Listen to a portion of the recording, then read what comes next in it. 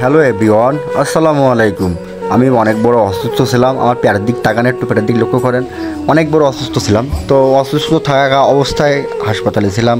তো মনে মনে নিয়ত করছিলাম যে আল্লাহ তাআলা যদি আমারে সুস্থ করে দেয়, যদি আমি বাড়ি ফিরতে পারি, তো একটা খাসি জব দিয়ে গ্রামের মানুষদের খাওয়াবো, মানে তেহারি রান্না করে খাওয়াবো।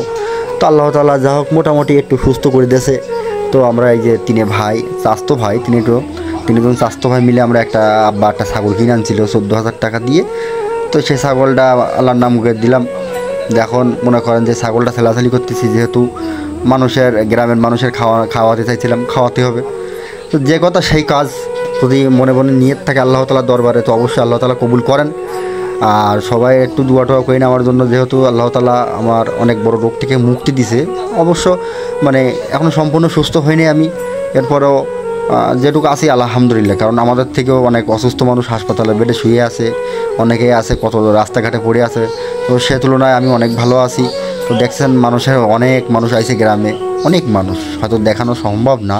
তো সবাইকে খিচুড়ি দিতে হবে, খিচুড়ি রান্না হয়েছে খাসি দিয়ে। তো আসলে গ্রামে এটাই হলো রীতিনীতি। আবার হয়তো মানত করার কথা বলেন না, খারাপ কিছু না, আমি এমনি নিয়ত করছিলাম। আমি কোনো মাজার বিশ্বাস করি না, আমি কোনো মাজারের পূজারি না, আমি আল্লাহ তাআলার কাছে এমনি মানত করছিলাম।